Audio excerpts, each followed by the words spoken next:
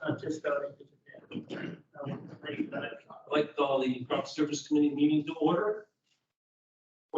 Before we get started, I'd like to acknowledge that, I'd like to begin by acknowledging that we're in the Mi'kmaq, the ancestral and unceded territory of the Mi'kmaq people.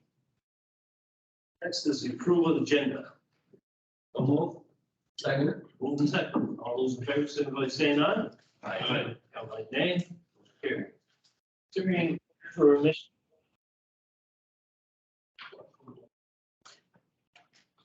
And correct. Of the minutes of May 16, 2022. Seeing none. Move on. Reports. First one is the building inspector's report. Moved by the warden. Second by Peter. Questions on the building inspector's report? Warden Hart. Thank you, Mr. Chair. I'm not expressing the question as a comment. It's just unreal the amount of growth in this municipality right now. We're close to $10 million for this month. You know, which is triple almost what we normally have been a few months ago. So I think that's great news for the county. It's great news for taxpayers because it gives them more base. But it's also great news that many people have enough confidence in our county, I guess, to build nice homes here. And I noticed that District 2 has over 42% of that construction, so that should help them on. Cool. It was a very good month, that's for sure. Councilor Wallace. Yeah, I was looking that the year before it was good. They were busy and everything. Now with all that growth, I was just wondering. I mean, we've only got 2 building inspectors there, and the growth that's going on is something we should be looking at trying to get them some help or something there, because it seems to me that they tripled their workload. I guess it's like anything. Councilor. You want to answer that question? Yeah, thank you. Thank you, Councilor Boyles. We are looking at staffing resources and not just related to the increase in amount, but also just in terms of general staff management. So we're currently considering staffing resources and possibly increasing staffing resources. Building inspection group. Any other questions? Seeing none, all those in favor, signify by saying aye. Aye. Count by nay, motion carried. Next is the bylaw dog control officer's report. Second it. Who second? Any questions on that report? Councilor White. Thank you, Mr. Chair. Logan, I wonder if you have anything on first. Yes, thank you, Councilor White. I do have an update on First Lane. We are finally sending the notice for cleanup. We sent this week, and I have spoken about it, what the exact requirements. So we will be sending that, and to assist the property owner, we will be providing some information, allowing them to call us if they have any information about resources to clean up, local people to do the cleanups, to help them find pricing if they require to have professionals do the cleanup services. So we do look forward to having that one taken care of, putting a 30-day time limit on that. Okay. Any other questions? I guess I have one, Logan. The guy asked me the other day if the old Sunbury school or store was on the report, because he made a complaint about that site being dangerous. And he just wanted it. I looked on the report, it wasn't there. So that's something that's beyond next month. So. This is it's nothing that I've received, so it's possible that our building, or sorry, our bylaw enforcement officer has received and has a process. She and I meet up regularly. Councillor Thompson and I were actually just discussing this as well. So I will review it with our bylaw enforcement officer and advance that. Great. Okay, all those in favor, signify by saying aye. Aye.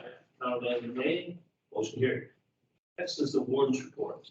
I'll move it. Moved by Councilor Dorr, Second it. second by Councilor McKee. Questions from the warden? Seeing none. Those in favor, signify by saying aye. Aye. Comment nay, motion carried. Next is the emergency service director's report. Mr. Hale. Thank you very much. Good evening, everyone.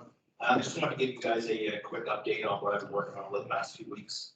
It's been a fairly busy few weeks for myself. I've met with 13 of the 18 stations in our county since May 30th. As I'm sure you guys are all aware, some of the conversations have been rather difficult, but all have resulted in a positive outcome for both parties. I've helped them understand my position as it stands today, the objectives that I would like to accomplish with their support.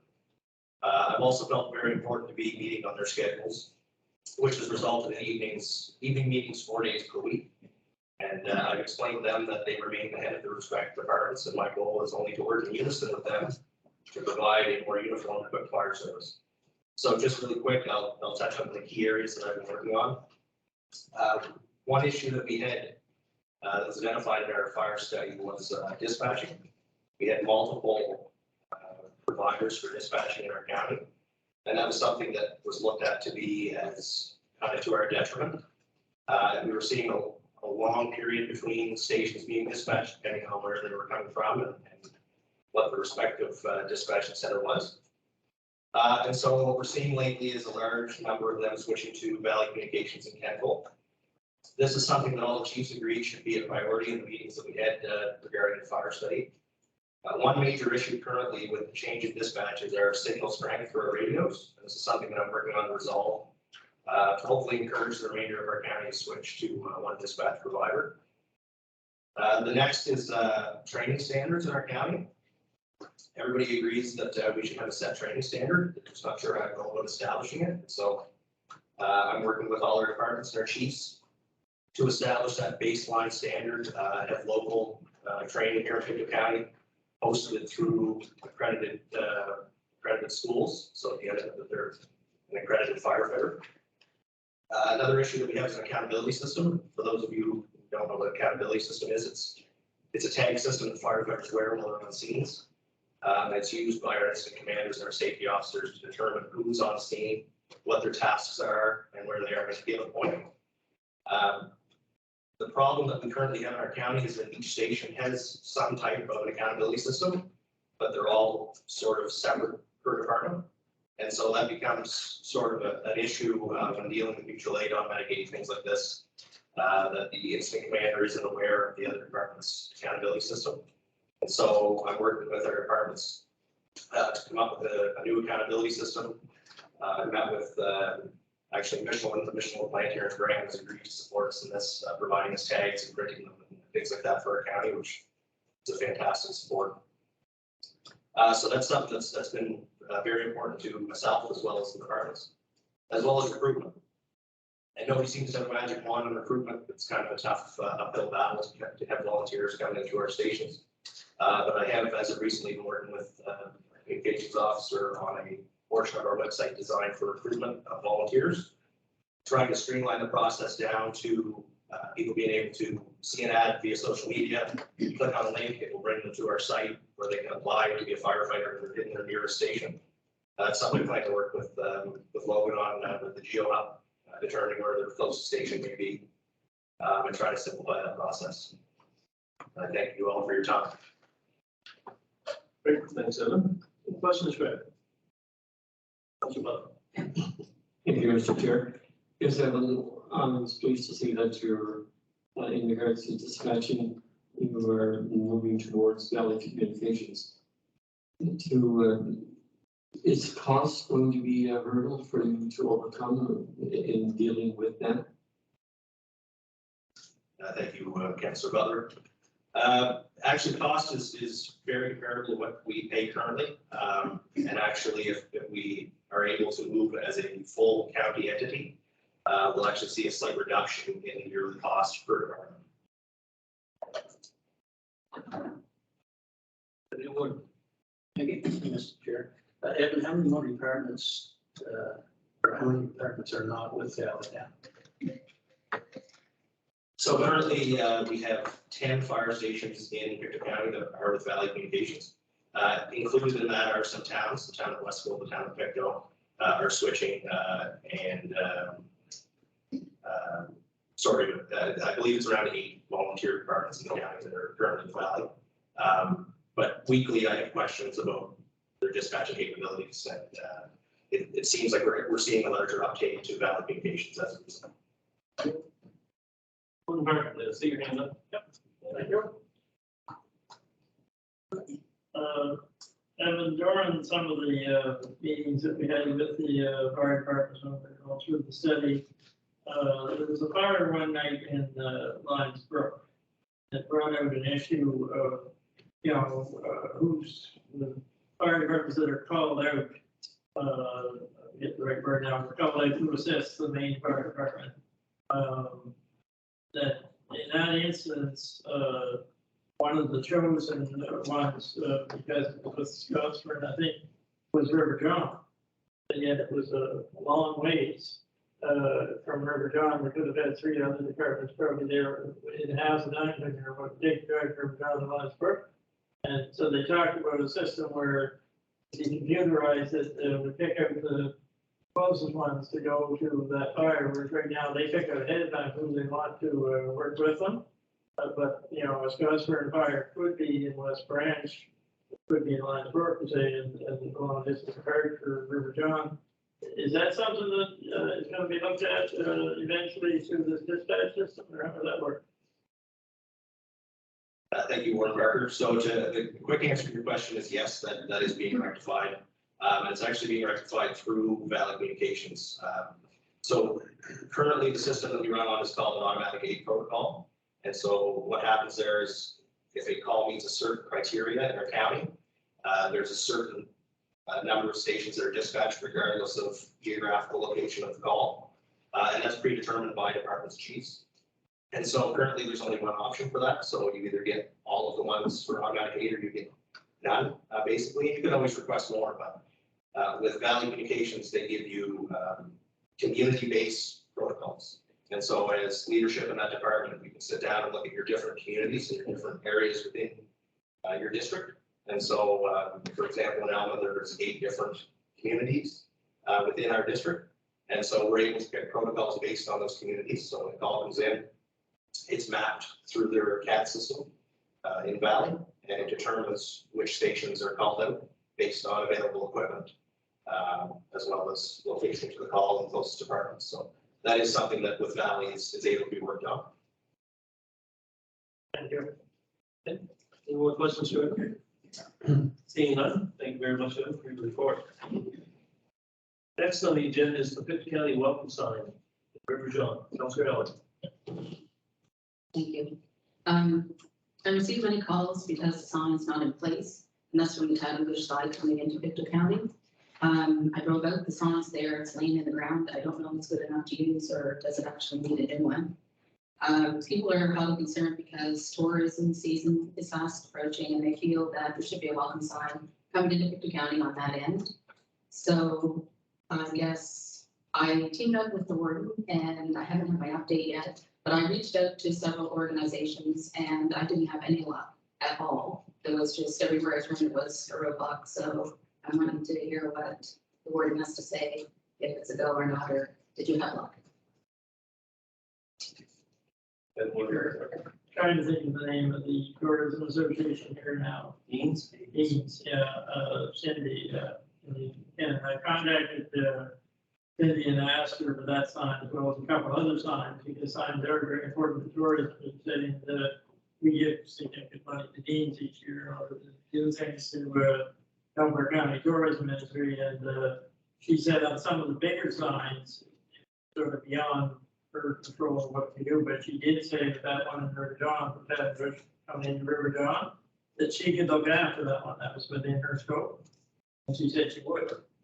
I haven't heard back from her since then. I just have to reach her one day and get hold of her, but, that was the answer I got from Cindy that day, is that I can look after that one, I will.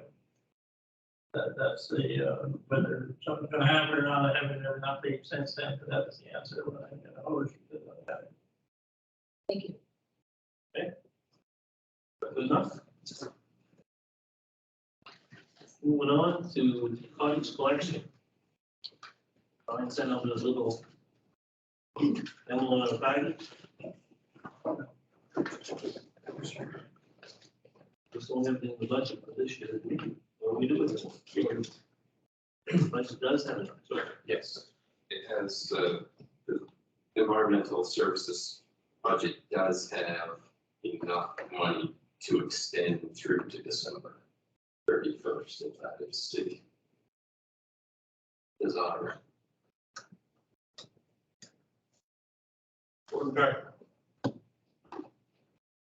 Thank you, Mr. Chair. I asked for this to go on, I guess several months ago now, but, the shared services was looking at it, as part of the, new agreement with the, company that picks up the garbage and recyclables, the compost. And, they don't have a problem doing it, obviously, it costs more money if we want more service.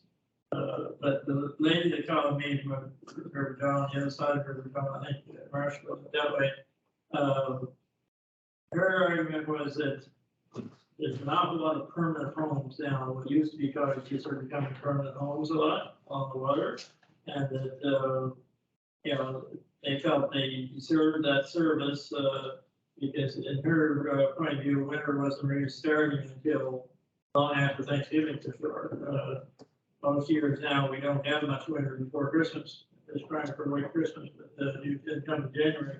So that was, she wasn't really looking for, some other people mentioned, you know, what we're doing it all year round, but after Christmas, there's not a lot of winter, and still the trucks would be inside in the room if we've got a snowstorm, something, they typically don't go down. It's not fit to go down, they don't go down, so no more than, if it was July, if it wasn't fit to down, it wouldn't go either, so they would only go if it was fit to go. I think, Brian, you told me that we sort of pay anyway, if we agree to have the service, if they don't go up and down certain roads because they're not fit, that we would pay the 36,000 or whatever, for that contract, and that they would, in terms of ruining the roads or whatever, they would, use their judgment, the same as they do now on all the rest of the roads. If they don't feel that fit on, they don't go on them. But it is a much smaller truck too, that goes on cottage roads, and what goes on our regular highways. So the damage to the road, because a lot of them have low branches and different, but that was, you know, her point of view anyway, that she'd been talking to some other residents of these cottage lanes and whatnot, and that, I guess they felt they're paying good taxes, a lot of them are homes now, rather than cottages, and they serve the service, as long as the weather was light. So that's where this came from. The people who have asked for it in the past, some who I know, you know, but your argument more on the weather. The weather is much different now. Used to be when I was running on the fields, but the middle of November came, you didn't have your crop in your trouble. Now you can go much later in the fall. As we go to climate change. That's just the background to it, Mr. Chair. Okay.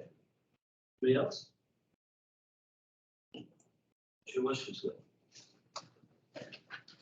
Well, I'll make a motion to put it on the floor, Mr. Chair, don't never vote on it, yes, I would move that we enter into the contract to have cottage collection up until December 31st rather than Thanksgiving, and at a cost of $36,000 per year, and I think I heard our CAO said that that is in our budget. There's a second. Councilor Elliott seconded. The question? Councilor Watt. Okay, Mr. Chair, no support, no problem supporting this. Just wondering, Brian, if we could get, excuse me, a report perhaps to see if this is working out okay in December. That would be possible. Okay. Councilor Dave Burke. I'm just curious how the contract works, so I don't have a problem with saying that it seems like a big request anytime we can keep the garbage under ditches in our landfills, it's a good thing. Landfill, recycle, transfer, whatever. So they're going to get an extra $36,000 for doing this for an extra 2.5 months. So, $8,000 a month or so. What happens if we do have an argument? So they can't get down these driveways. These roadways.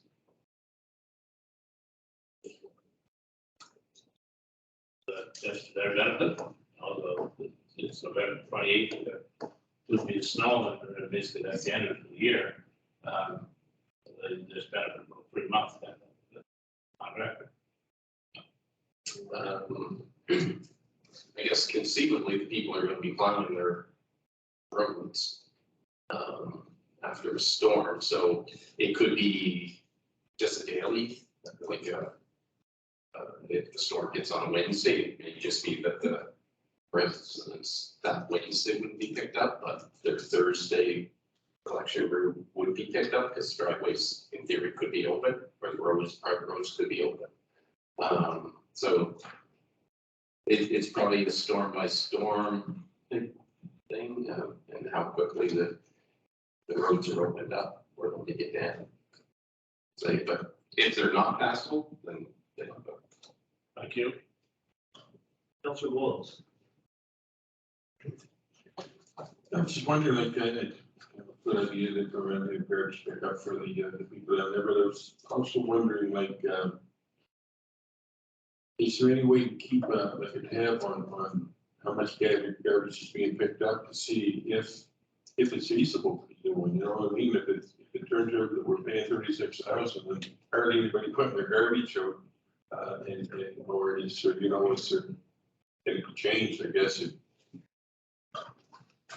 Yeah, so the truck would be weighed on a daily basis or whenever it's full. So it would be going across the scale. It is a separate truck from what they would use on the normal route. So we will have weights for 1 week it's garbage. The next week they pick up the recycling. So we will have weights for that. So thank you. Councilor Elliott. Thanks. I've taken several calls, even calls from the lady that the warden spoke to. And that lady is not a cottager on an extension. She's relocating. She's from Truro, and they're going to be permanent residents over here.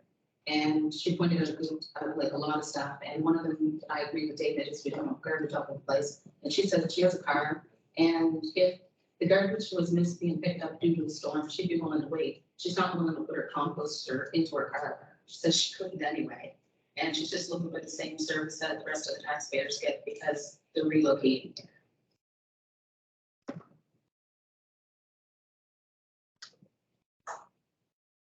Okay, now I was just having a little discussion, Brian, if we go on private roads, I know there's three civics on a route, on a driveway, right? It's a private road.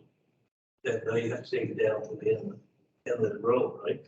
These cottage roads we're doing because there's more people there during the summer months, but the winter times there's a lot less people, but no different than somebody living on a driveway have to take their garbage up to the end of the road, right? So that resident is fully aware that when winter comes and the road's not passable, she'll have to look after it herself. Yeah. But she really, really wants this extension to help her out until the weather does get back.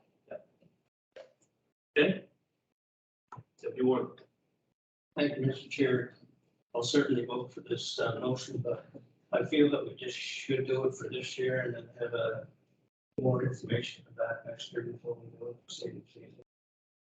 I think we'll get reports of seeing how much is being collected just during those 2 months. I wouldn't want to see it pass and people think that it's for everybody.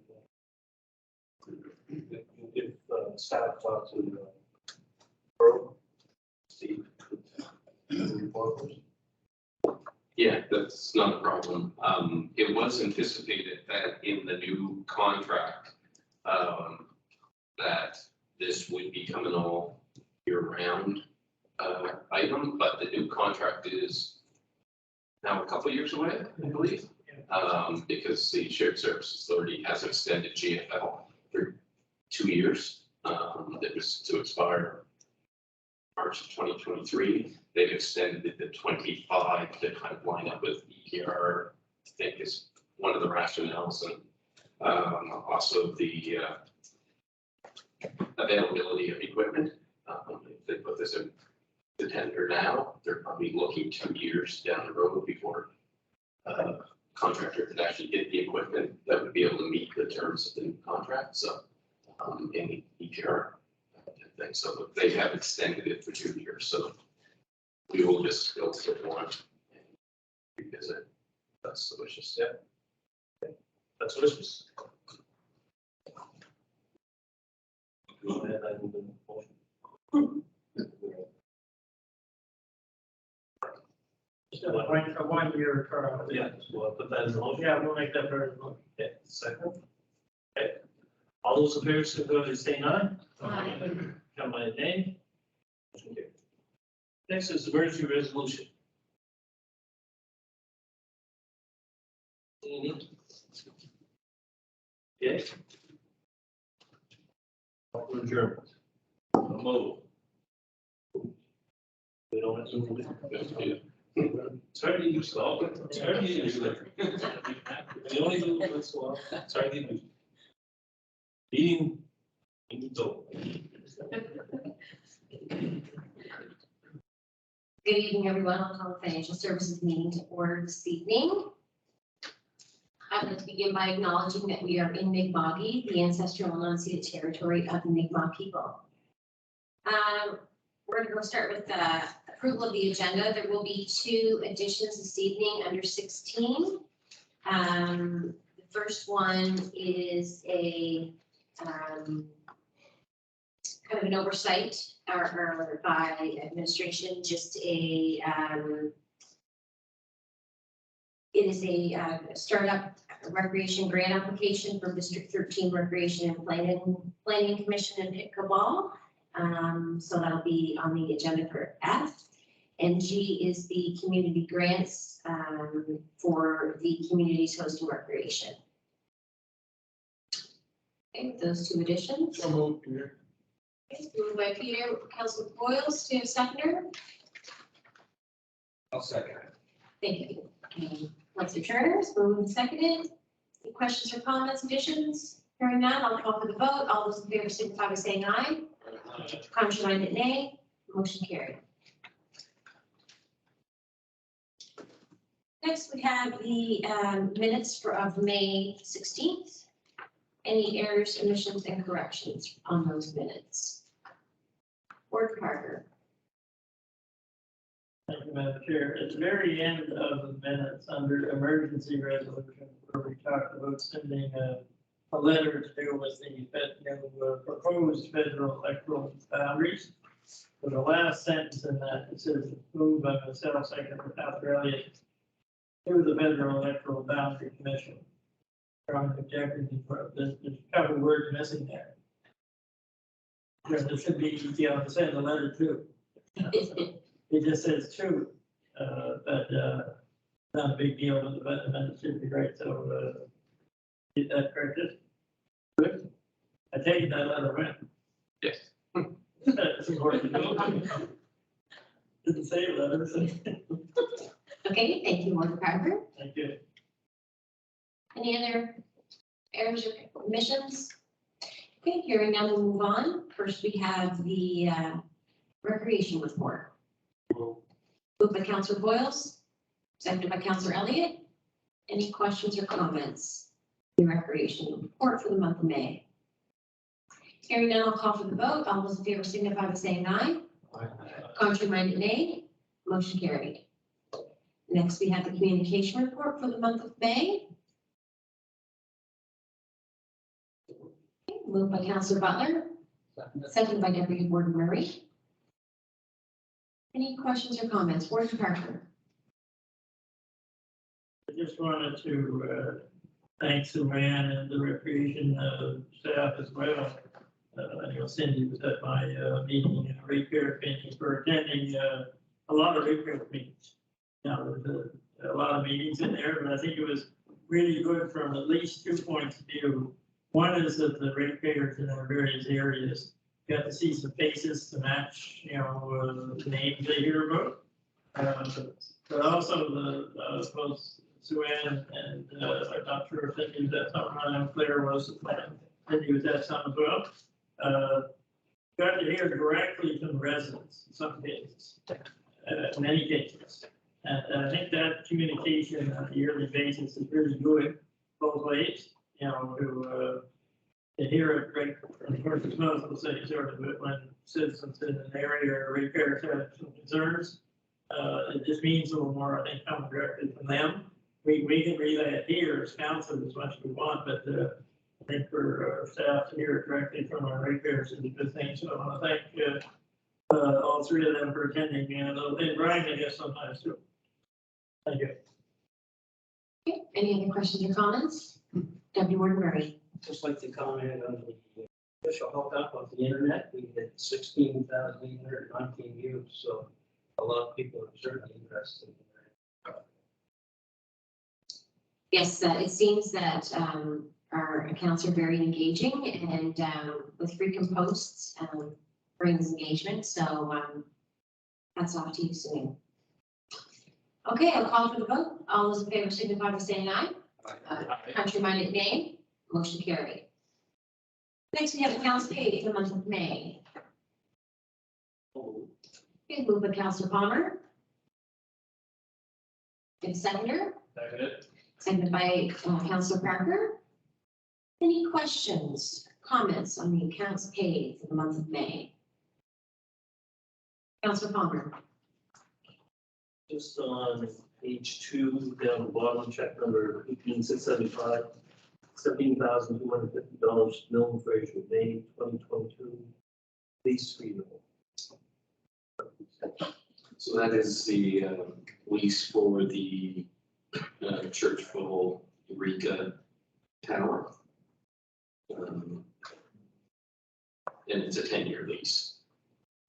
It's on a year. No, that's the 10-year. Thank you. Okay, any other questions or comments? Seeing none, I'll call for the vote. All those in favor signify by saying aye. Contrary-minded, nay. Motion carried. Next, we have our taxes receivable report, and just a reminder that this is just for information purposes only. So you can see our beginning tax receivable balance and our tax payment processed, and also our prepaid taxes for the month of May. Any questions or comments? Seeing none, we'll move on. Next, we have the MPAL, and Councillor Martin. You're going to and back at the MAP, yes. In any case, we continue to get the feedback from our municipal harm reduction checklist for major planned events. Overall comments coming back are very positive and quite good. Most agree it can be easily adapted to match up with the community where these events are taking place. Checklist is being taken to the Safe Grant Committee, but after this weekend's email from the committee, it's worked on a high time organized after Palm Cardi. I'll make sure this type of event checklist should get to that group as well come September. The event checklist should be included with the information on the graduate class. The most recent draft checklist was shared with Glasgow, Stellarton, and Westbrook Police. They was used prior to the official pilot launch, and they mentioned they will do a debrief to our group following this summer's events, because currently they are all using it for events in the summer in respective areas. Thank you. Okay, thank you very much, Councillor One. Any questions or comments? Councillor One. Okay, hearing none, and we'll move on to the next report, which is the PRO report. Thank you again. The budget update, we are about 19% of the way through our fiscal year with about 18% of our budget spent, which is right on target. Our same page launched, the official launch took place on Saturday, June 4th, and was very well attended. So far, this program has been very successful, and we have seen a 174% circulation increase for the month of May from last year. So if you don't have your library card as yet, we encourage you to get one. They are free, and now you have access to so many available copies. Our accessibility plan is currently, they are doing the plan printed, as well as an audio copy will be available. Committee will be meeting on June 29th, and they hope to have a press release after that. And accessibility team will be reviewing all libraries this week. However, Victor and New Glasgow will not be done at this time, but their plans will be looked at. Both of these libraries will be going through renovations. They hope to have the options from this review back to the board by the fall. The River John Library was celebrating its 20+1 anniversary this past Saturday, June 18th. Since the 20th was canceled last year due to COVID restrictions. Once Upon a Library Logbook, as part of the summer reading program for children, is being promoted once again this year. There's 3 children's bicycles as grand prizes this year, as well as the museum passes. So please encourage all children in your area to take part in this program. There's also a summer reading for adults taking place, and there'll be an adult bike as a grand prize for that as well. There are takeable books set up at the Northumberland Ferries and at Northumberland Beach to encourage people to take a book and they do not have to be returned. There was a book sale held in Antigonish by the Friends of the Antigonish Library and raised over $3,000. Stellan and River John are having audio screens installed for their Zoom meetings, and Stellan is also having the children's space updated. Virtual care continues to be very well received. So far, 122 people have been trained, with about 82 using the system. We're still waiting for final announcement for our Victor project, and in the Boston Library, with the help of the Green and Inclusion Building Fund, we'll see some long immediate renovations happening there. That's it for this one. Okay, thank you, Ms. Orr. Any questions or comments? Seeing none, we'll move on. Number 13, funding requests. So we have a few municipal service grant requests tonight from the different districts. We'll start with District 4. So in your package, we received the request, the application. So the ones in yellow this evening are the ones that we are here for approval. So we'll start with District 4. We have first one we have here is the Bellevue an extension communities or cemetery association amount $1,500. We have the Salem cemeteries for $1,500.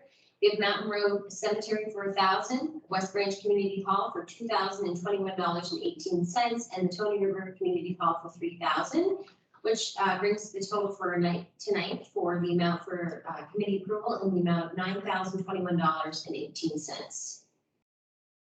Okay, so moved by Councillor Elliott, seconded by Deputy Warden Murray. Any questions or comments? Hearing none, we'll call for the vote. All those in favor signify by saying aye. Aye. Contrary-minded, nay. Motion carried. Next, we have District 6. We have all of the grants on this. So the first one is the Salem Presbyterian Church Hall, the amount of $2,500. Durham Community Hall, the amount of $3,000. West River Presbyterian Church Hall, the amount of $1,150. And the West River Fire Department, the amount of $3,000 for a grand total of $9,650. Okay, so moved by Warden Parker. Okay, seconded by Councillor Parker. Any questions or comments? Hearing none, I'll call for the vote. All those in favor signify by saying aye. Aye. Contrary, nay. Motion carried. Next, we have District 7. First, we'll start with the Union Center Community Hall, amount of $3,000. Stewart Cemetery, amount of $5,376.25. Forest Hill Cemetery, amount of $1,900. Friends of Caledonia Cemetery, $2,800. Salt Springs 4-H Club and Fraser Irving Cemetery, amount of $4,000. And Millbrook and Area Community Association, an amount of $3,400. For a total of $20,966.25. Okay, it's been moved by Councillor Parker, seconded by Councillor Boyle. Any questions or comments? Hearing none, I'll call for the vote. All those in favor signify by saying aye. Aye. Contrary-minded, nay. Motion carried. Okay, so next we'll move on to District 10, and we will be doing the ones in green this evening. So we have Union Presbyterian Church, an amount of $2,500. McClellan Mountain Cemetery in the amount of $3,100, and Union Presbyterian Church Youth Group in the amount of $1,000, for a grand total this evening of $6,600. Moved by Councilor Palmer, Seconded. seconded by Councilor Turner. Any questions or comments? Hearing none, all those in favor signify by saying aye. Contrary minded, nay. Motion carried. Next, we have District 11. Again, these will be the ones in yellow this evening. Blue Mountain Fire Department, $1,500. Bridgeville Community Club, $2,000. East River Valley Community Development Association, $1,500. East River Valley Fire Department, $1,500. Garden of Eden Cemetery, $400. Plymouth Community and Recreation Association, $4,000. Plymouth Fire Department Ladies Auxiliary, $950. Plymouth Fire Department, $1,500. Springville Cemetery, $400, and Sunny Gray Cemetery Company, $400, for a grand total of $14,150. So moved. Okay, we'll move by Councilor Thompson, seconded by Councilor Dewar. Any questions or comments? Hearing none, all those in favor signify by saying aye. Contrary minded, nay. Motion carried.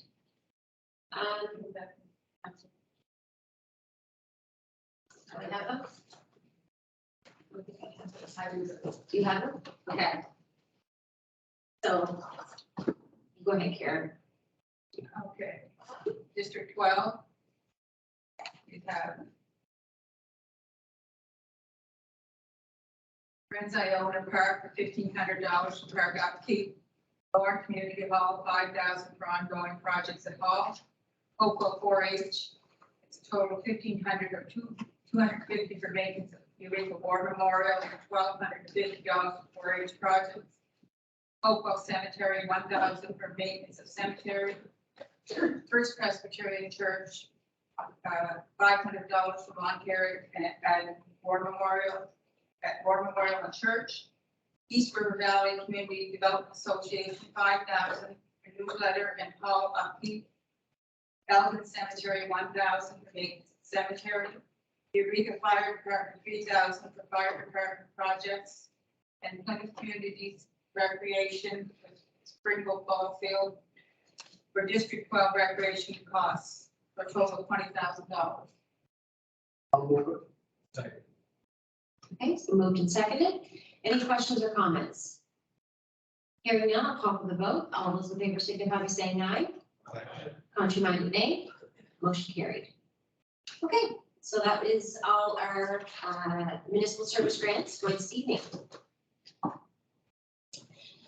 Okay, let's move on to number 14, is correspondence from the Abercrombie Fire Department regarding the Canada Community Building Fund decision. We have received a letter in our package from Roger Swarbrick. Sorry about that, apologize. Financial Director of the Abercrombie Volunteer Fire Department.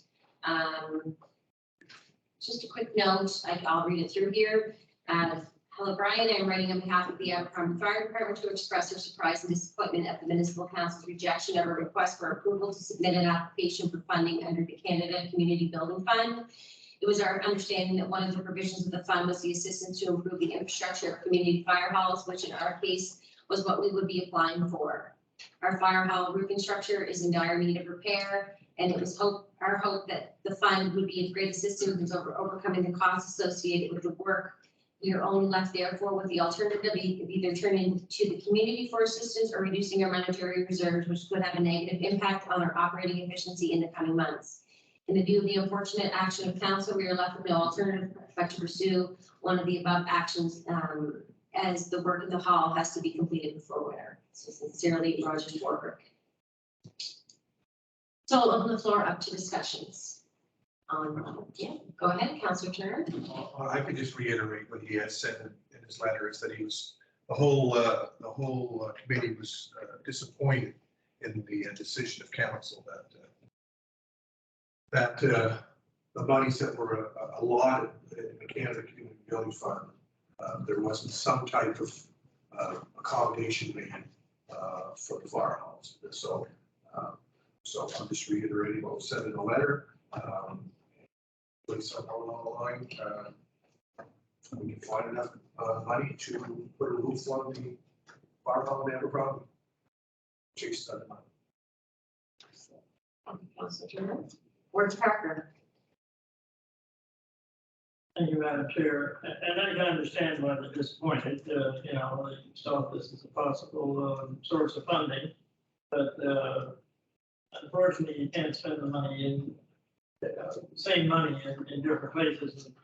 There's not new money added to this. It's the same dollars we did before, when it's called the gas tax fund, used traditionally by this council for all kinds of other capital projects that we're gonna have lots on the list. And so it wasn't like the federal or provincial government said, here's some more money that you can now give out to fire departments or other nonprofit groups. It's the same pocket of money, but they said you now have the right, if you want to give it to those groups. So it only meant that we would then take it away from something else. So I think sometimes it's misperceived or conceived or whatever, as being that the federal government, when the government, they give us extra money to do a lot to fire departments or other nonprofits, and it isn't that. It's the same money, they simply said you can now give it to them if you want to. But it would have to be taken from the project, so I can understand the disappointment, but it may have to come from other sources. The council only has so much to do. Okay, thank you, Warren Parker. Councilor Dewar. Thanks. What's their rate? Fire rate for Abercrombie? 10 cents. So never mind, I know 10 cents. That's why I asked, 10 cents, okay, thank you. Councilor Watt. Brian, the gas tax money in the community bill fund, that was increased this year, that was not. It was an increase for us. No, it wasn't. It was increased in 21. This year, we received the doubling that last year. It's back to the normal. But we can look at the service agreement to see if it's possible to make this again this year. Yes, advised that. No, I do the service agreement. I just want to make sure that we're aware that we did get an increase last year. Yeah, last year. Yeah. 1 year. 1 year only increase for last year, yes. Okay. Any other questions or comments? Yes, go ahead, Councilor Thompson. Just, the fire department in my community has had the highest fire levy for the past 15 years, at least 20 cents. And our residents understand that in order to run a fire department, you need to raise enough money. This is the way we do it in Plymouth. They put an extension on their fire department to fit the proper size fire trucks in the base. It's a $300,000 extension, and that was done through fundraising and the community with a higher tax limit. It wasn't done by anything done through council. So that's how you get things fixed up. You gotta raise your rate. Thank you, Councilor Thompson. Councilor Turner. Thank you. I understand all those arguments, and the Abercrombie Fire Department has raised their rates. They bought a fire truck a number of years ago, the rates went up. And they do fundraising, and there's all kinds of other activities that I'm sure other fire departments do as well. So we're not adverse to that whole conversation about fire rates. We were just trying to find an avenue into this source of money. And as simple as that, and we've been declined, and so we'll find another way to do it. By the stars suggesting that the rates haven't gone up in Abercrombie, that's just a fallacy. Thank you. Councilor Watt. Just to clarify, so Victor Landing Fire Department had to replace, have to replace the roof this year. And like I said before, they've saved for a number of years. They're looking at cost about $250,000. That's not easy for a fire company. So I just want to put that out there, that they are expensive costs. Okay, any other questions or comments? Hearing none, we'll move on. Number 15, policy update. We have a tax reduction policy removal of Lorda for exemption list. You'll see in your package there are 3 his numbers there: 02512297, 02512254, and 02512246. These are in the name of John David Lees, leased to the Lansdowne Outdoor Recreation and Development Association. And these, since the park is closed, we will, this is the reason it's on this list tonight, is to have these removed from the exemption list. Deputy Warden Murray. I'm so moved. It's been moved. Seconded by Councillor Elliott to have these removed. Any questions or comments? Councillor Parker. Thank you, Madam Chair. It's a difficult day or a sad day. Or basically announced the closing of a park that served a lot of the people in southwestern part of the county. Lost to the announced that months ago or something. Causes for that. The reason I raised my hand is I wish to have added Middle River Community Club for about that. That was only a school. A community club after the school closed. That building was moved somewhere between 15 and 20 years ago. That now it's an empty lot. It's not so much the building on it contains community mailboxes. So I'm not sure who owns that little sort of land. It could well belong to the municipality. But anyway, that should be resolved. Literally partition. So I'd ask the board second to have that in. Okay. Moved in second. Okay, I just hold on, I second here. So it's the Middle River Community Club. I said the land probably belongs to the county. Yeah, Hold on a second here. There would have been a school on it up to 1973. I believe they went from there to McLeod.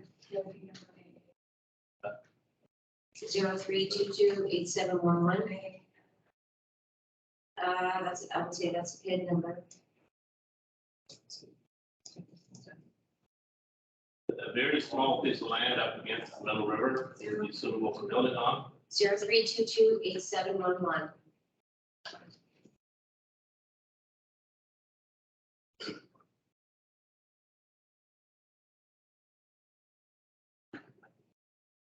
I think we're gonna deal with these separately. That's fine. So it's okay with the mover and seconder. We'll deal with the Lorda, removal of Lorda first. Is there any other, so we'll just put that on hold for a second, Councillor Parker. Is there any other questions or comments concerning the removal of Lorda from the exemption list? Seeing none, I'll call for the vote. All those in favor signify by saying aye. Contrary-minded, nay. Motion carried. Okay, so next we have the mover of the club.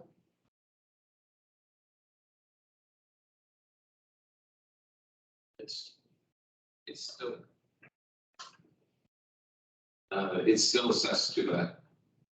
Still working. Middle River. This one, that number is Pizza.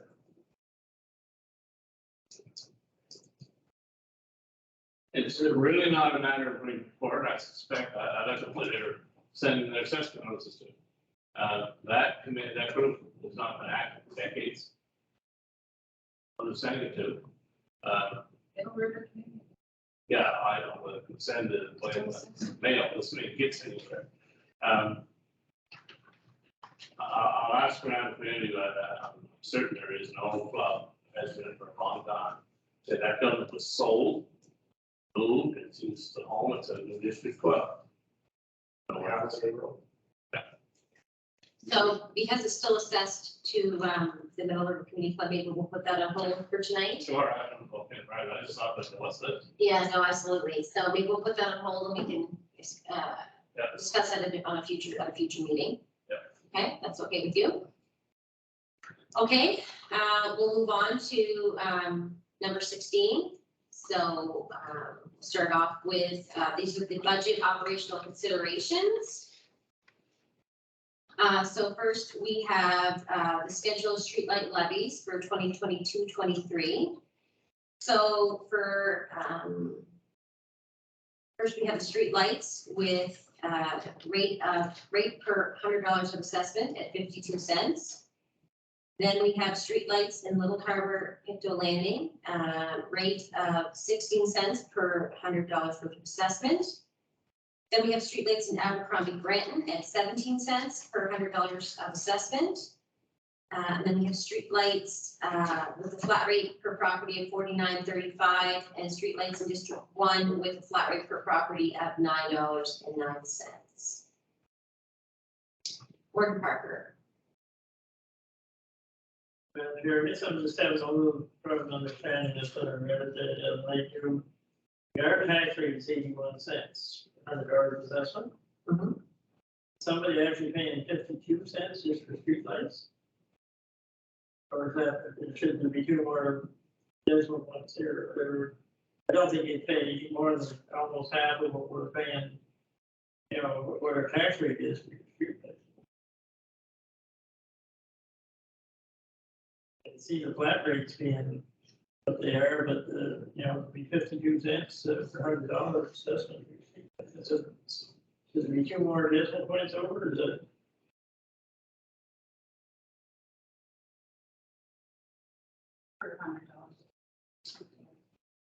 Yeah. So it's 5 cents per. Yeah. It's 5 cents per 100. 5.2 cents, Yeah, not 50 cents. Okay, and the other ones then are 1.6 cents and 1.7 cents? Right. Okay, that makes, I didn't think you'd be paying half of the tax rate. Well, that makes more sense. Thank you. Councillor David Parker.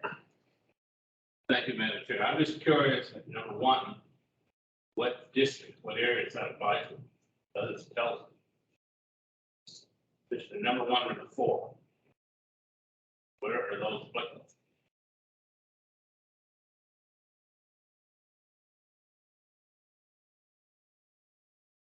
This hasn't changed.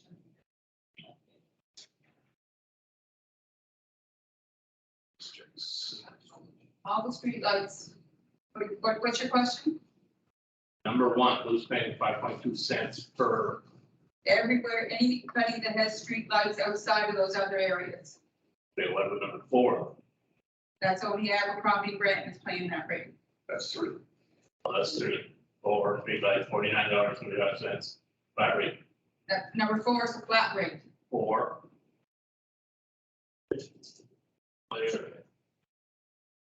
So anyone that's paying the flat rate, that's the,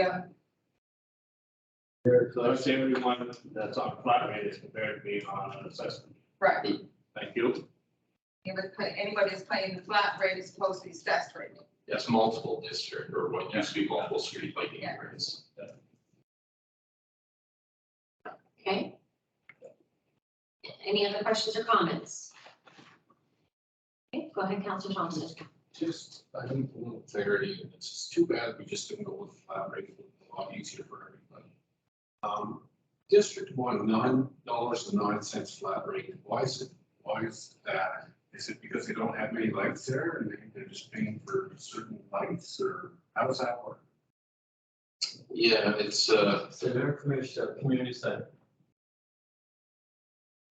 yeah, there's a street light. There's a couple of different lights, and there's more than one light, but then the entire district pays towards kind of central lights that are used. Okay, so it's limited. Okay. Right? It's kind of like their own version of their own intersection. Type thing, everybody pays towards these community lights. So they don't have the same, in my district, I have a street lighting area that people outside of that area would, and everybody in their district Is contributing to these lights. Yeah. clear as mud. Okay? So we need a motion. Moved by Councillor Palmer, seconded by Councillor Parker. All those in favor signify by saying aye. Contrary minded, nay. Motion carried.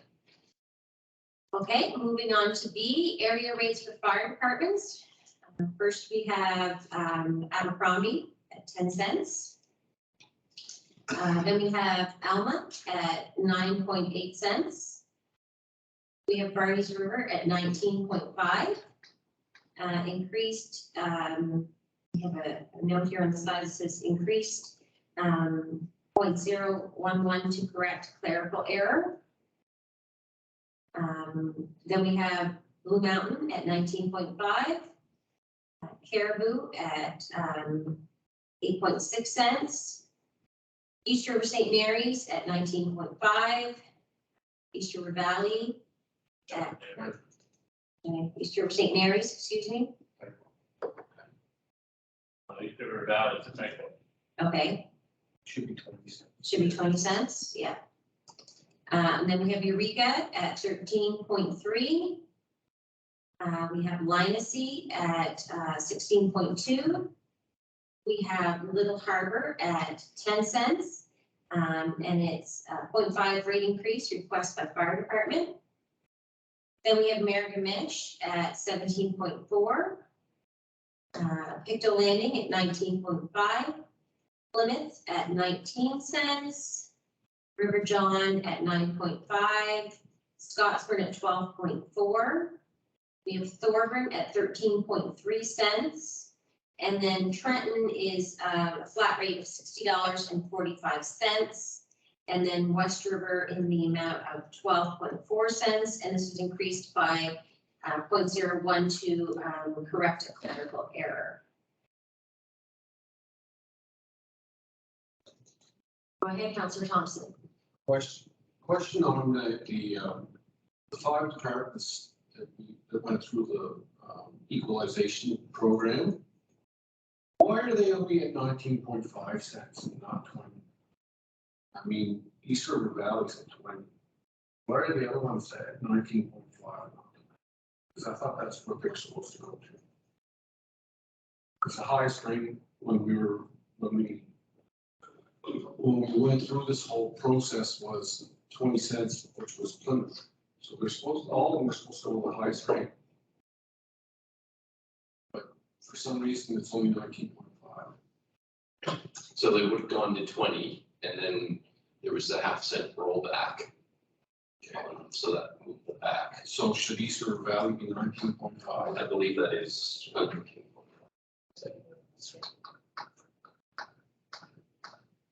Yeah, that's just a typo. So it should be 19.5. Okay. Thank you. Okay, any other questions or comments? Councillor Waterman. Just for clarifiers, final amounts taken for the equalization, did that increase? Or was it just mistaken these rates? Final tally. For last year or? Yeah, these were clerical adjustments from last year, right? So what we collected last year for equalization, like fixing these areas with that increase in this year. No, because it's based off of the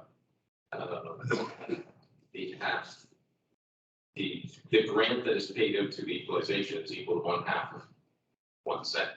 So that grant is. So as long as 11,100 doesn't.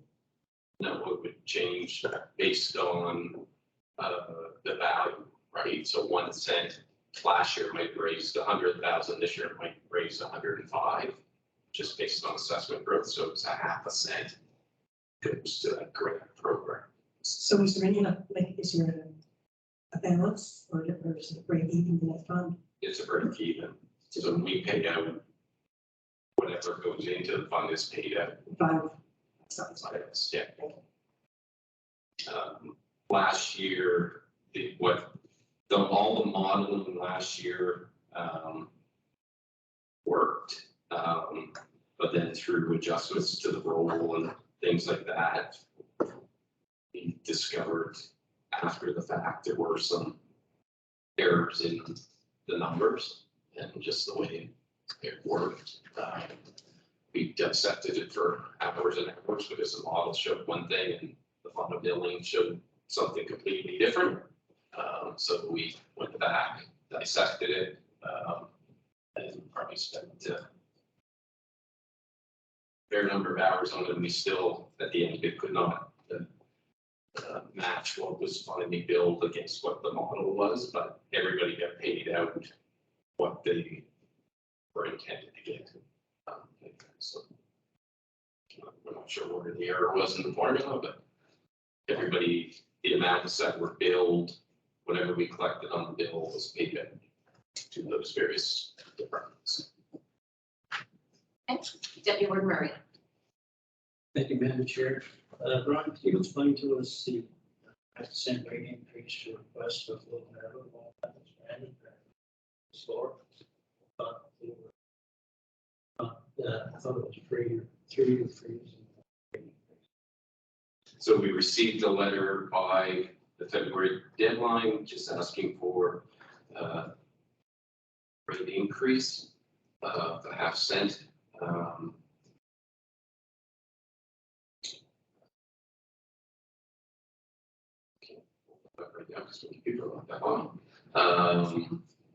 But last year, when we ultimately passed the motion in August, the 3-year freeze was not put on there. The motion was that we could revisit the rates in the subsequent year. Was what was actually approved. So it wasn't a 3-year freeze per se. So the request came in.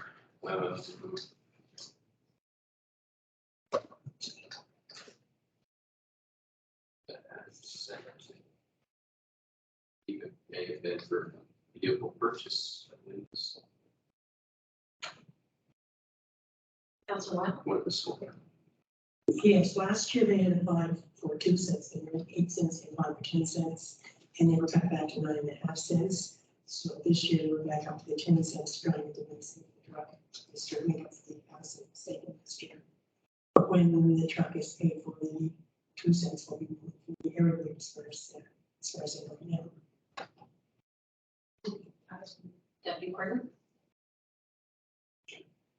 Thank you, Madam Chair. I knew the answer to that, but I thought I didn't get into public because we thought if our second increases on it. I think that's why I asked. Oh, absolutely. Okay, go ahead, Karen. I have the letter here. The letter just says, please consider this as notice for the policy 2018-4347, fire department area rate policy section 4D of our intent to adjust our area rate 95 cents, 0.95 to 10 cents. The purpose of the increase is temporary and is for purposes of purchasing a replacement pumper. Our truck has been ordered, scheduled for delivery in late Q4 2022. Rate is recommended to remain until the truck is paid off, at which time we will look to lower the rate back to our more traditional amount. This will be a couple of years, however, I do not have exact figures as that will depend on the final amount borrowed. We will hold a public meeting when able, following all criteria and policy.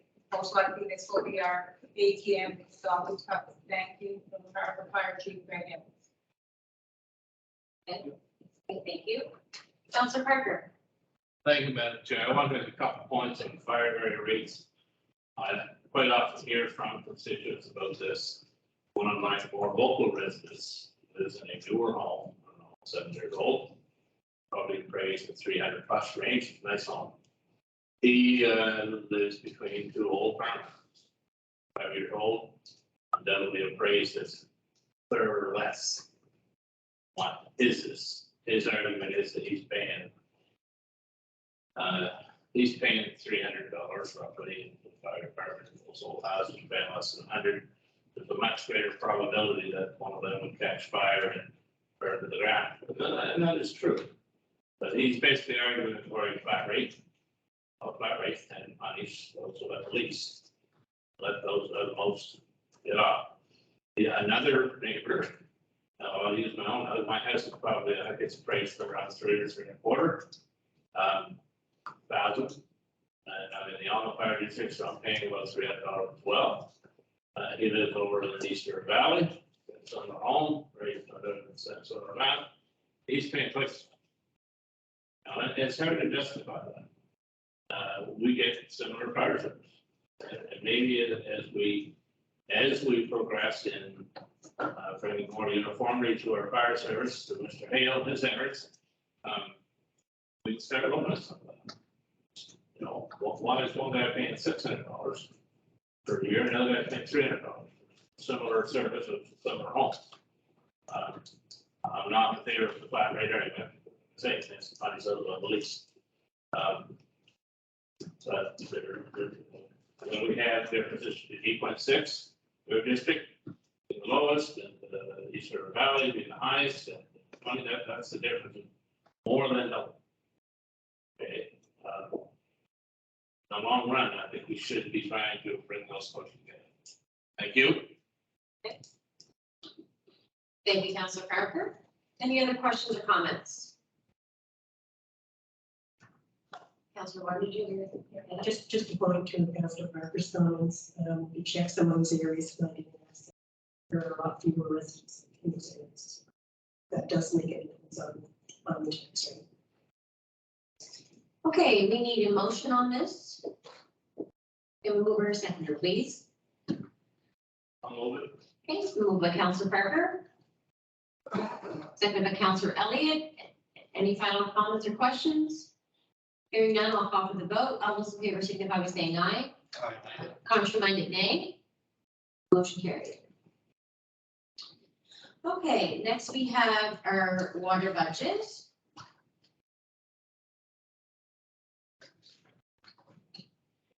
Okay. So we have a water utility budget. We have an operating revenue with meters sales at 325,000 is the budget. Flat rate sales at 72,500. Fire protection at 112,247.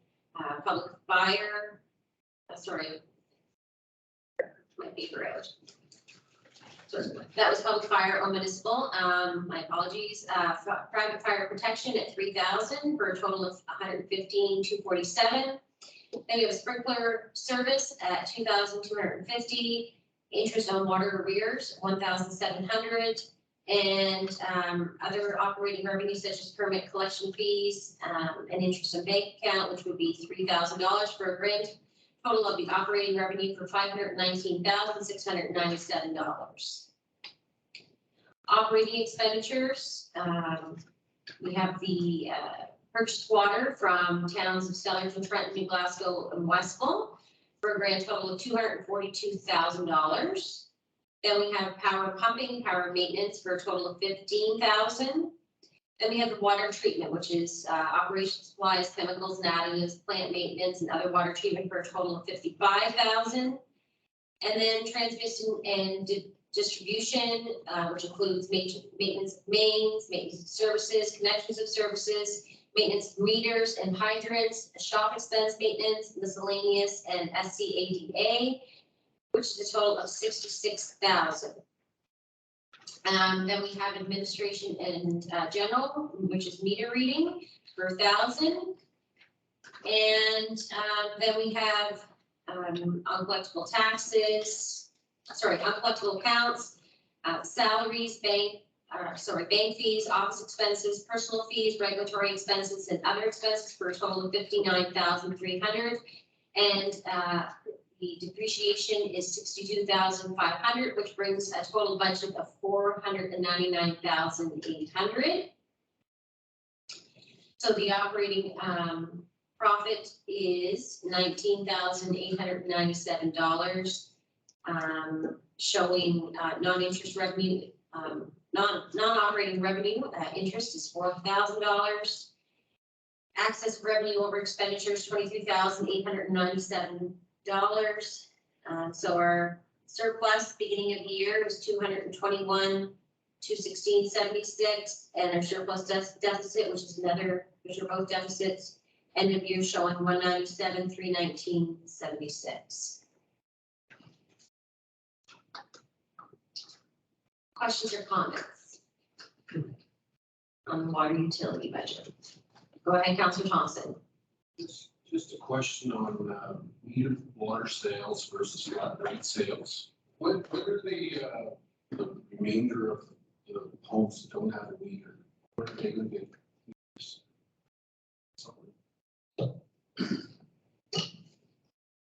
Thank you, Councilor Thompson. We are proceeding with our water metering tender this year, which would see the remainder of the metered accounts receive meters. If folks will remember, we had looked at cars potentially with Stellarton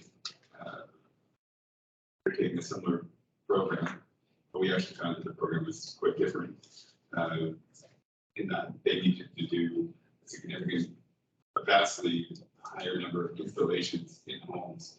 So we decided to go it alone and get information shared between the two municipal jurisdictions. So we will be looking to advance that later this summer. Just one more question on that. Thank you for that. Which areas are no Plymouth? The Plymouth area doesn't have meters. Is there any other areas? Some in Plymouth have meters. Is there any other areas? Is it just Plymouth? Riverton. Okay. All right, thank you. Okay, thank you, Councilor Thompson. Any other questions? Go ahead, Councilor Dewar. Do you have any correspondence or anything about some of those debts with water?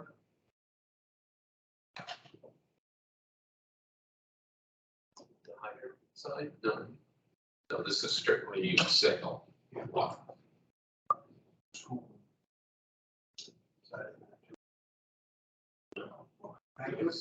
They are paying water bills. It's just this, yeah. Okay, Warren Parker. Thank you, Madam Chair. So I'm saying that we have an excess of revenues over expenses this year, 23,897. So, but we have an accumulated deficit that went down from years 250 to 221. So we're gradually whittling that deficit down.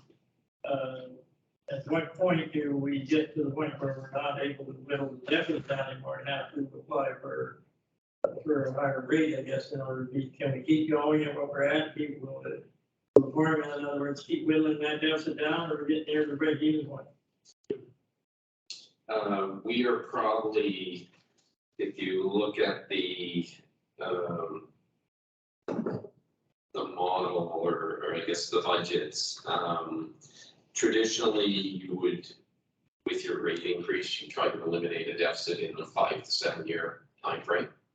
So 18, 19 would have been really the first full year with the new rates. So you're 1, 2, 3, 4, 5, 6. So at the end of 6, we're down to about 181,000. So it's starting to slow, right? So we will complete this project of the meters. We need to have that done before we go back to the board, because it's probably 20 years overdue. So First thing there, yeah, so just based on the numbers, when you look back at the history, the first few years we made significant hits in it. Now we're at a point that the expenditures are starting to rise, right? So our sales do not change dramatically because we're not adding a whole lot of new customers. So we're probably within a year to 18 months from having to go back to the board. If there's a meters in for. Yes. Okay, thank you.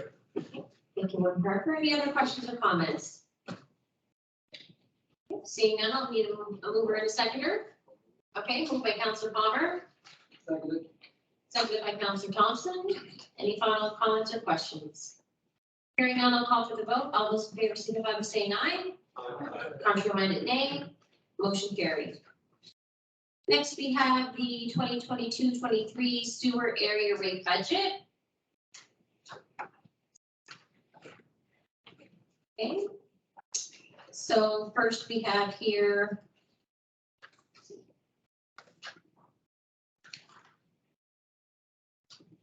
So our total this year is 919,584. Oh, so much better. Thank you. There's a layer on my screen. We have the budget allocation of 260,000. We have the SCADA system, 10,000, general sewer operations, 8,000, ERPAS fees of 154,784. Telephone, 1,014 or 1,400. Power, 185,000. Pumping, 147,000. Repairs, budgeted for 39,000. Supplies and tools, 7,000. Tests in the amount of 37,400. Miscellaneous, 48,000. Langsbrook Town Picto cost, 22,000. For a grand total of 919,584. So number of user units, we are at 2,834 with a rate of $324.48. Recommended rate this year is $325.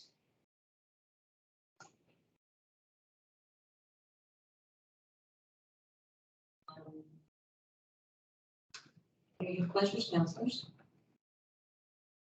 Moved by Councillor Palmer. Seconded by Councillor Thompson. Warden Parker. So we're moving up from, was it 313 last year, for customers, to 324. 325. Okay, so we're going up $12. We were at 303 for a long time. And I think last year was the first year we moved it for a while, and we're right to the 313. We were at 305 in 2017, 2018, and we went down to 303. And it's been there until last year of 313, and now we're recommending 325.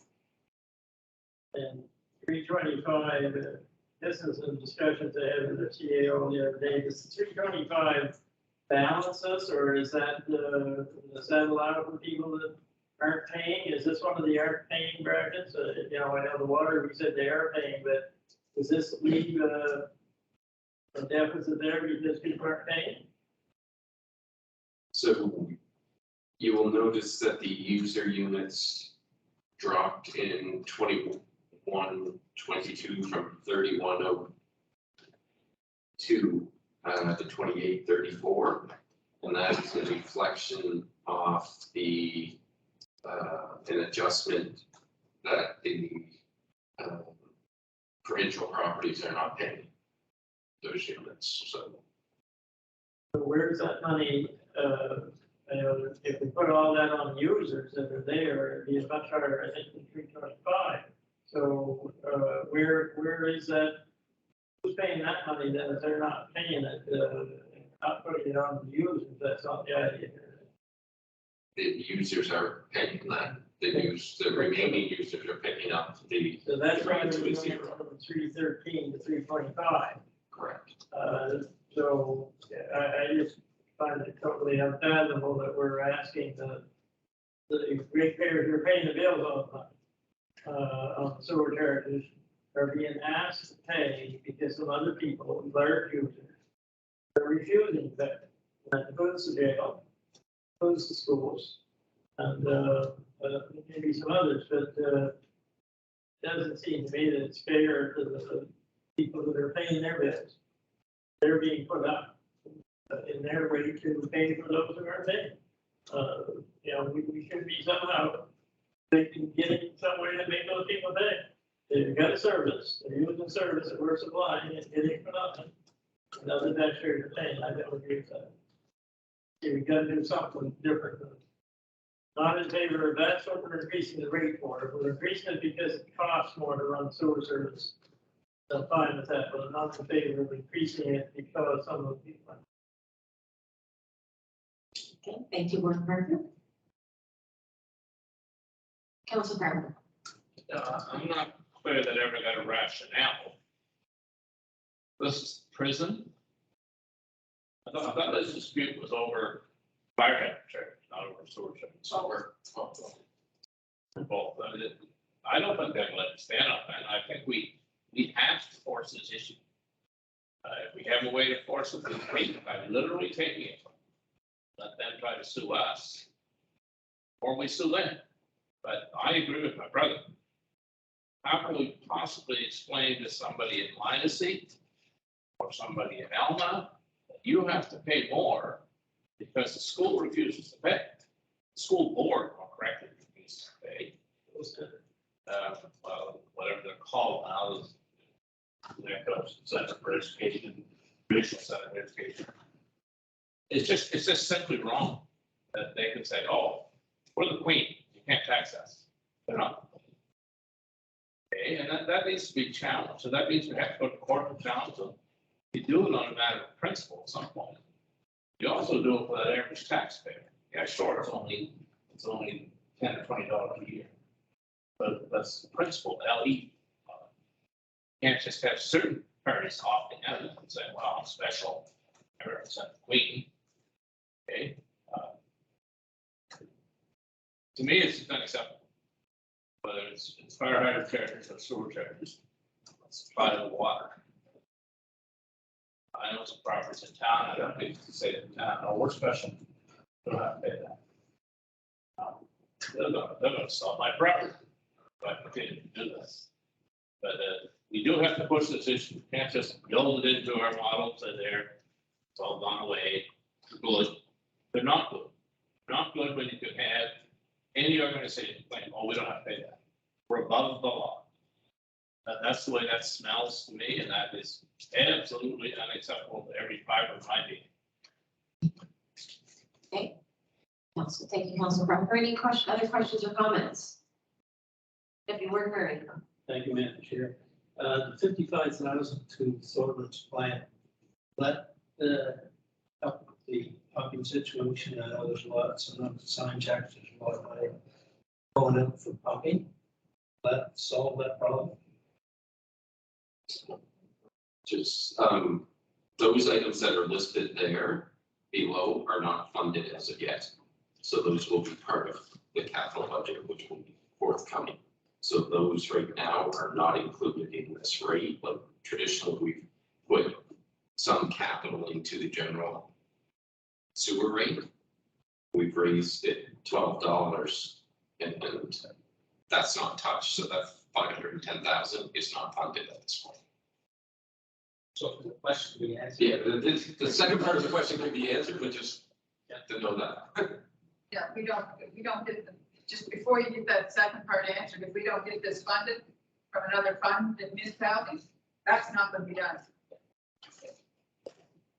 Yeah, thank you for the question, Deputy Warden. So just to understand, your question is whether or not the, say, $55,000 indicated below as a Thorburn repair capital project would reduce the amount of pumping. Is that the question? So yes, it would, and in fact, even operationally, it would. Besides the capital project, operationally, it would get potential solutions to reduce the amount of pumping at a Thorburn wastewater treatment plant. And a series of these other proposed possible capital projects would also significantly reduce the amount. Okay, thank you. Assuming these projects get funded from somewhere else. Other funds from municipality.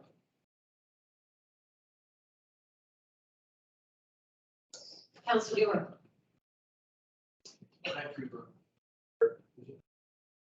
Is there any consideration, probably, what I spoke about the last week at the budget meeting about what we did the last time?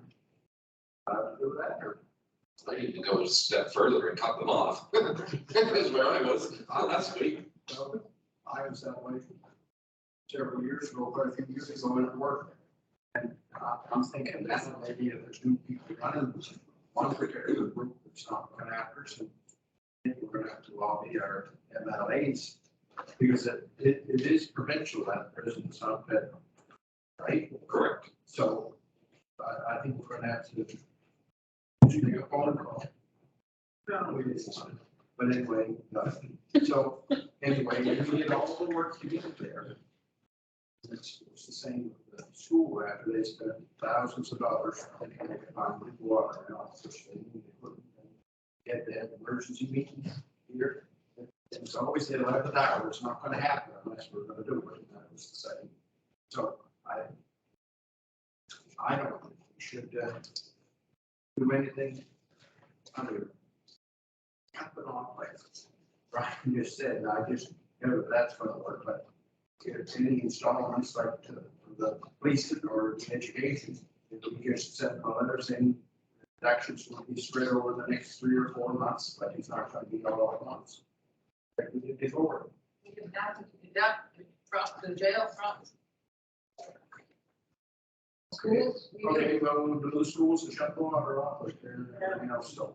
Anyway, I'm sure we'll hear from somebody immediately, but I think if we put a budget in our MLA's ears, it's quite possible they don't know that that's happening, okay? And that could be for both situations, because now they're in charge of both things. There's no more anymore to straight the offices in Halifax and every year. Thank you. Thank you, Councilor Brewer. Gordon Parker.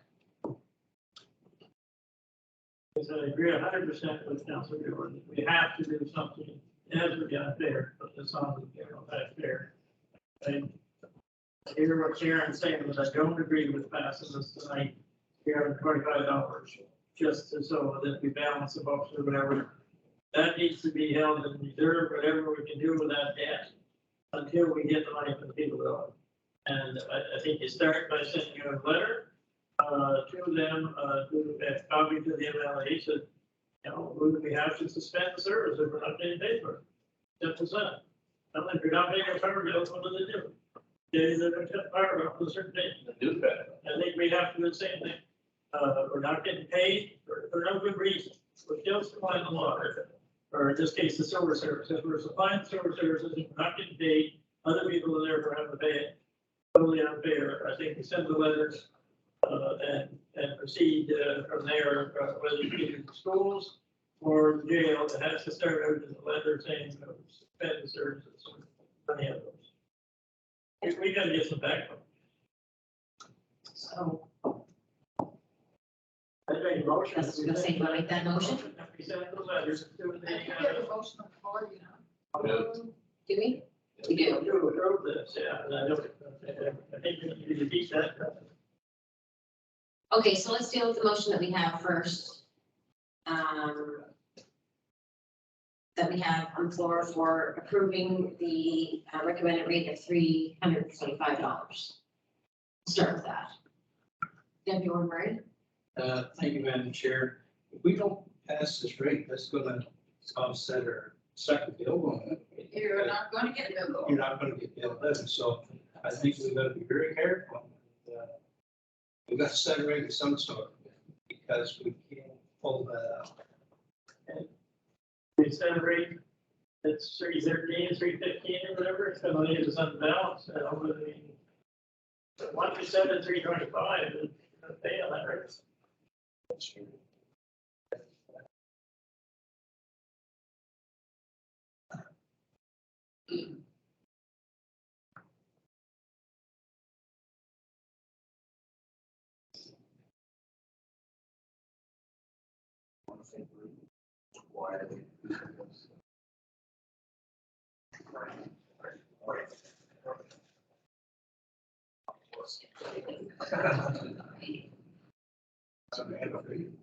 So,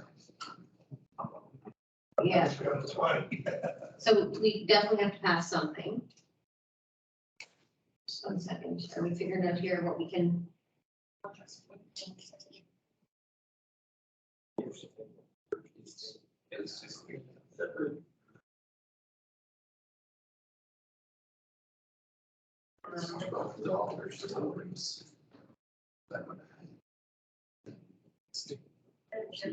Yes, go ahead.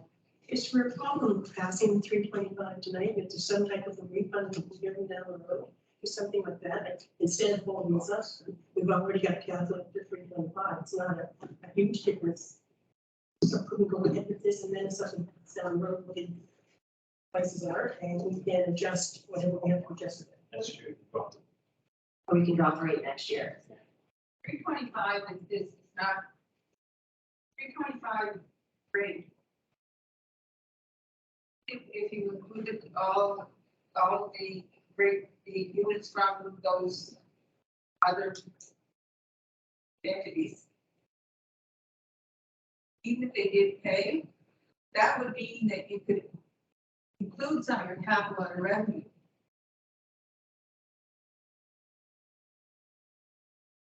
Wouldn't have to go looking to other funds from the municipality, pay some of those capital projects. Right now, we're not including any capital funding in this operational budget. And normally we would. So we would be increasing the rate anyway. So to think that we wouldn't be increasing the rate is not an accurate statement. We would be increasing the rate to some level. May not be 325, but we would be increasing the rate. Because there's capital work that needs to be done on the sewer system. As these systems age, you need to replace them. And it's either the money comes from the users or from the general coffers of the municipality. Somebody's got to pay for these capital upgrades. So, Deputy Warden Murray?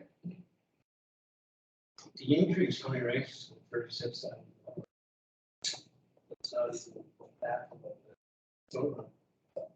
Possible. Like that, $12, whatever it is, but. It's 34,000. Okay, Ward Parker. I agree with what Karen says, we still have to pay to fix the system. I think there's some bigger problems there that we need to be talking about, what we're tied up in this problem to do with some people not paying. So I agree that if we put it, it'll just be money, we won't have to take out the capital budget, I guess, to pay it, but, we have to be very careful, we don't send the wrong message here by saying, okay, the general taxpayer is gonna make it up. Like us approving the 325, therefore it's even, and what are you worried about, why are you trying to collect this money? I think we have to not forget that it's not fair to the taxpayer, whether it's $2, $12, or $22, it's not fair that some people don't pay. I don't want to walk away from here just saying, well, we passed something else, so we get that money, we don't keep collecting anymore. I don't mind voting for the 325, but only if we're going to follow up on collecting that money. That's walk away and say that the general taxpayer pay it because some deal with schools aren't the ones that doesn't. I think you're not finished with your collection. I think you have to put a severe collection effort forward. Council has to put their float behind this collection. I totally agree, we have to do that. Okay, thank you, Warden. Councillor Thompson. Buck a month. Increases, buck a month, it's less than a cup of coffee. Go hard after the schools and the jail and all that other stuff. It's noticing that we have to subsidize that. Doesn't make any sense. They gotta pay their bills. So I keep that tab open and that $51,000 will turn into more money next year, but keep it on the books as a collectible. And we need to write lobby our MLAs and the Minister of Education to fix this. Okay, oh, sorry. Councillor Parker. Thank you. I think there's really two separate issues here, which can be tied together. I agree with Deputy Warden Murray that we have to have budget to be able to send out our bills. Okay, the other issue, which is related but separate, is how do we force, yes, that's the right word, force prison and the educational authority pay what they owe. This is a legitimate bill. Okay, and I agree with Councilor Thompson, we have to go hard after. But I'm prepared to make a motion after tax assessment Yes. that says the inspector of staff to bring before our July council meeting a definitive plan. How we're going to collect those taxes. Okay, Okay, so the deadline, go hard after. I absolutely agree, you know, I already said, this is every fiber of my being, is against saying, well, you're not gonna pay your bill, so you should pay. That's wrong, right, but it doesn't matter what the entity is. It's not a personal vendetta against the school board or against the prison, the vendetta against those who will not pay their bills. Now we're saying, I represent a district that has zero water or zero sewer. And I know every year we, somewhere around 400,000, 44,000, this year that we actually, the whole county puts in, bringing those water and sewer budgets into balance. And that's fine. I believe that's how government works. Everybody pays for general services. Those who get special benefit of the service have to pay more. Okay? And that's the principle we're fighting for. And we need to be clear-headed about this. We need a budget, we need a rate. Yes, it went up. Allows us to pay our bills in the meantime. But in the meantime, we need a hard and fast plan to go after the prison, after the school board, make it very clear they have to pay their tax bills. Thank you. okay, thank you. So let's deal with the issue at hand here. The first motion that's on the floor is to deal with a recommended rate of $325. So I'll call for the vote on that. All those in favor signify by saying aye. Aye. Contrary minded, nay. Okay. Okay, one nay. Motion carried. Okay, Councillor Parker? I make the motion of the inspector staff to bring before council in July a definitive plan to collect the taxes from those entities, I believe it's the prison, the school board, who are refusing to pay that tax. Not that haven't paid, but are refusing to pay. That have firm timelines. Don't say tax. That's service. Well, pay for that service. Okay? So we have to start by our. Can I have a second for that motion, please? Second. Okay, seconded by Warden Parker. Read education center. Okay, Education Center, okay. Any other final questions or comments? Hearing none, I'll call for the vote. All those in favor signify by saying aye. Contrary minded, nay. Motion carried. Okay, next, keep moving down the page here. We have these capital projects, Thorburn repairs. Don't need to do that, okay. If we just go on to municipal service grant distribution. You'll see the capital repairs come up in the other budget. Okay. Okay.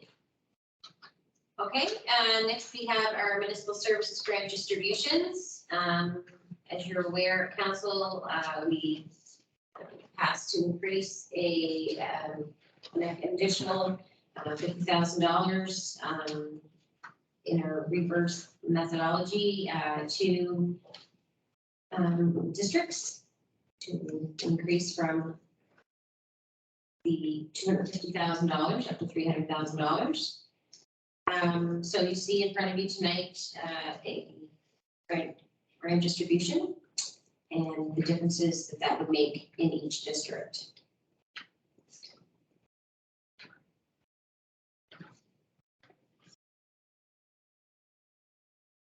So District 1 would increase from 21,417 to 25,389. District 2 from 26,150.37 to 28,544.69.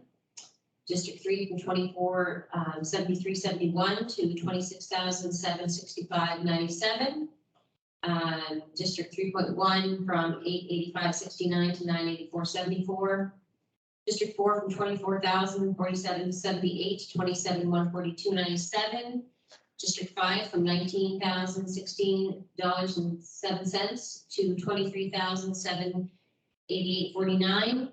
District 6 from 18,396.20 to 23,375.25. District 7, 18,188.65 to 23,236.88. District 8 from 20,661.85 to 24,885.68. District 9 from 18,145.38 to 23,208.03. District 10 from 19,433.45 to 24,066.75 cents. District 11 from 20,710.47 to 24,918.09. And District 12 from 18,872.49 to 23,692.77. Any questions or comments?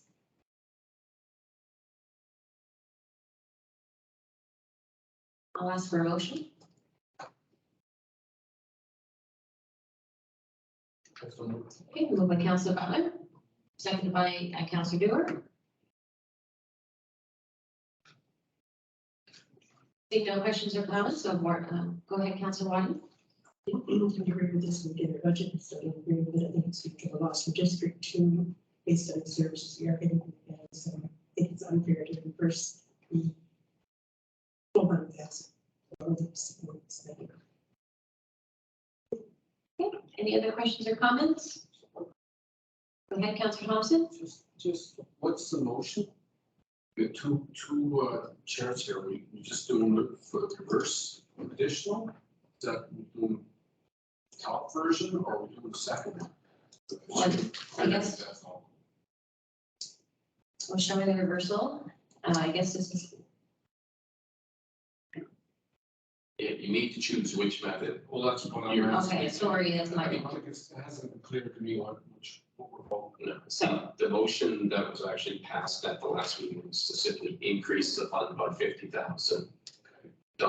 And then it would be determined if the money was available in the budget, how it would be allocated. So there's plan A is the reversal, or the second one is to use the.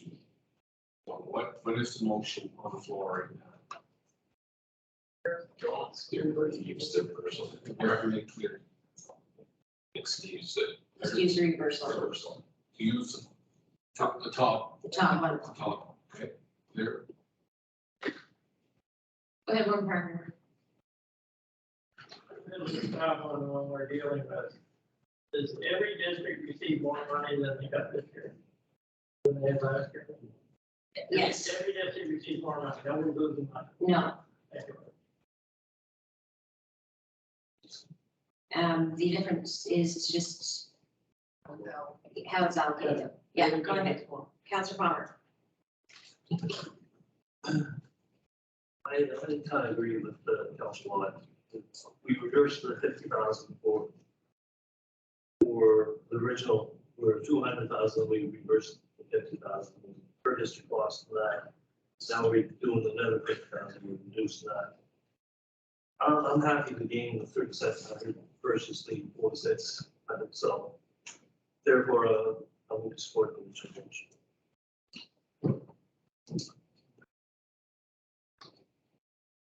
Go ahead, Councilor Turner. I don't understand what District 31 is. That's Pictou Island.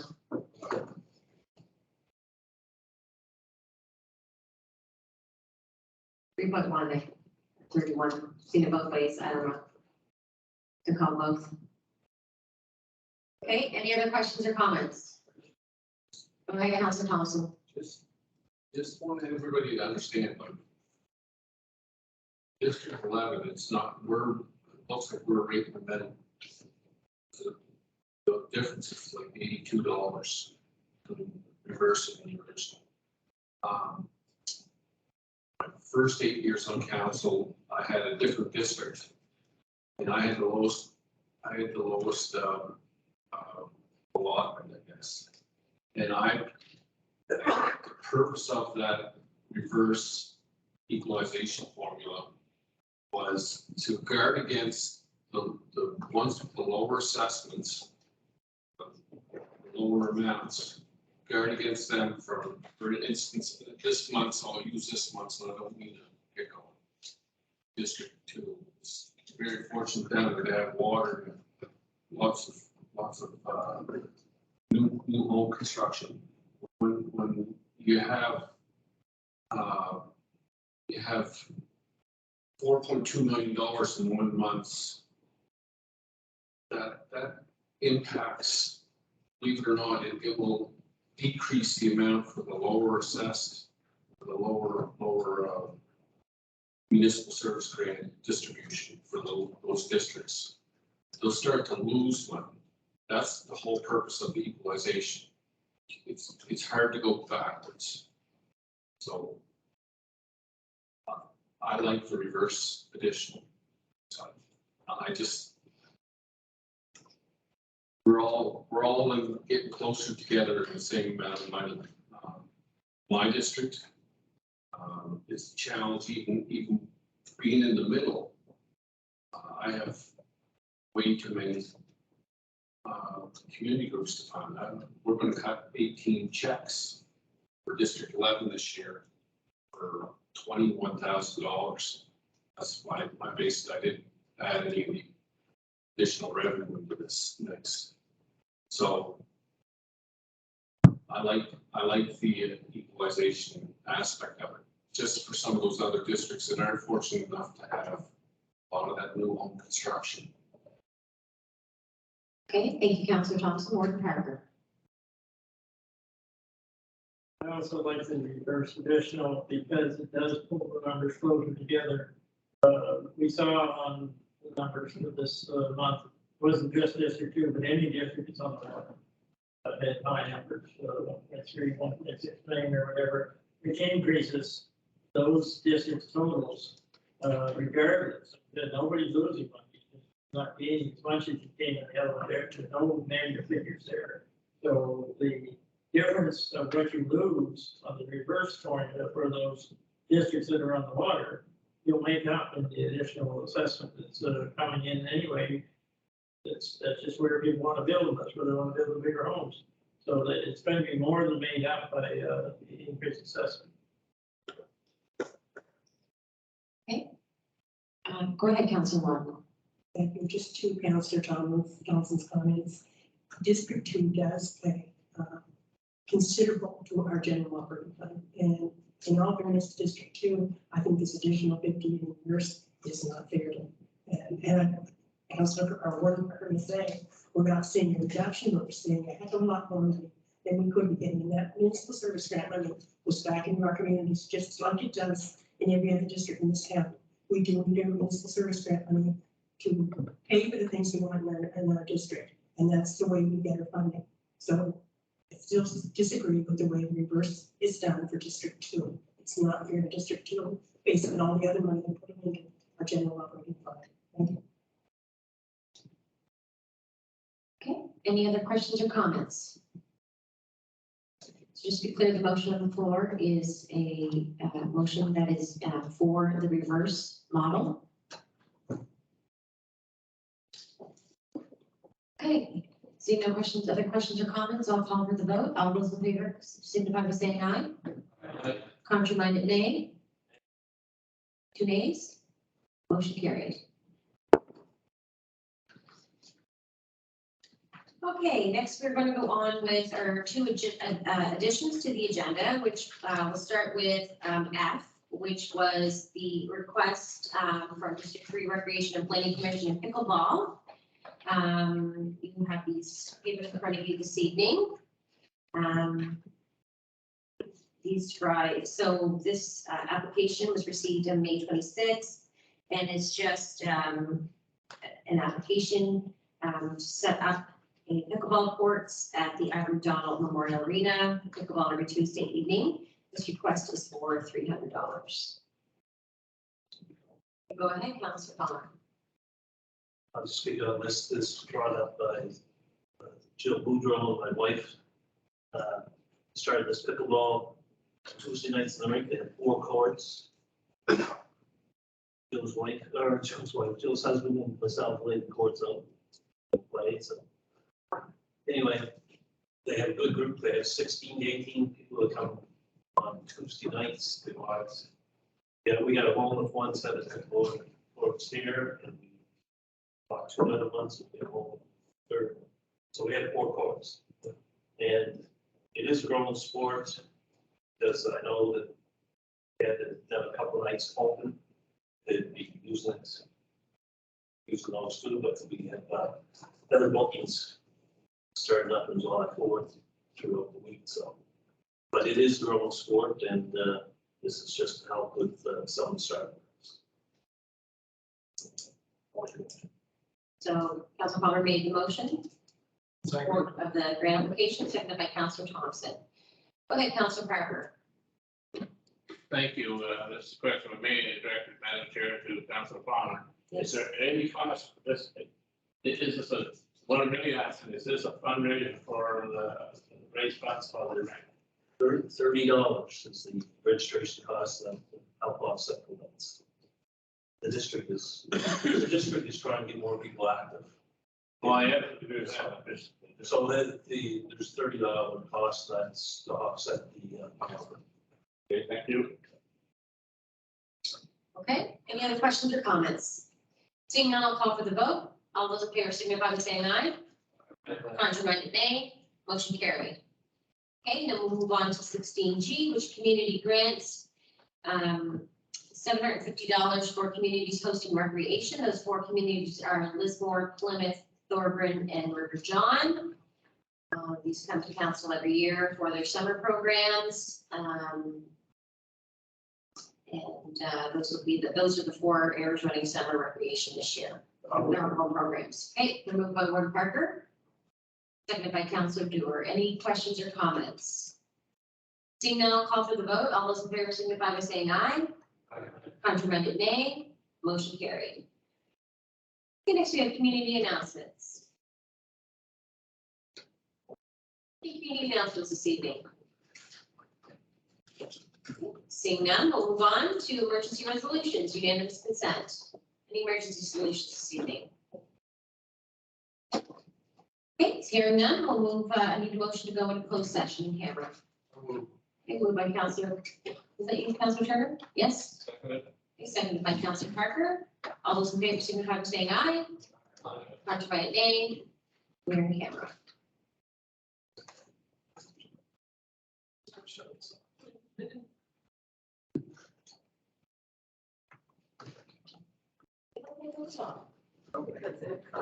it.